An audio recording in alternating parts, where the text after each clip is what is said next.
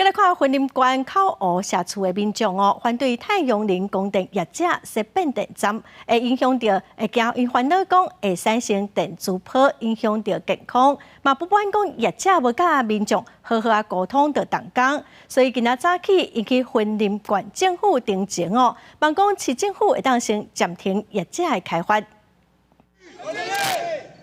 不满发到抗议口号，口向反变电站自救会数十名村民就摕到定情的立牌，昨上午来到云县府进定情，强调供电业者无顾到村民的反对，坚持要在口号向社区村和河丹村交接处设置变电站，恐惊影响当地的生活环境。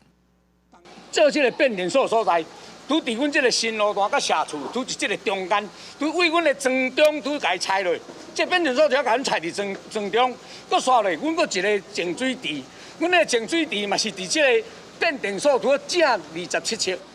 自救会表示，供电业者伫去年2月25号，伫口湖下仑村举办说明会，却伫今年12月30号，伫社区村兴建变电站。说明会地点和兴建位置差不多5公里以上，明显已经违反能源局规定时间，迈向当地民代定情，要求云县府应该终止开发。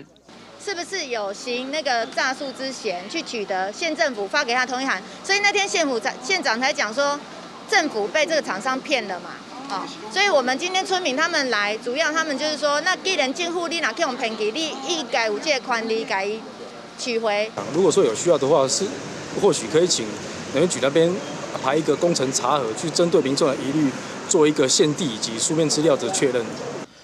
云县府建设处就讲，现在先将民众疑虑，包括说明会定数、时间、地号是否正确，先敲问到能源局厘清，希望能源局会当听取民意，先要求取消时间作业，保障民众的权益。以上有报道。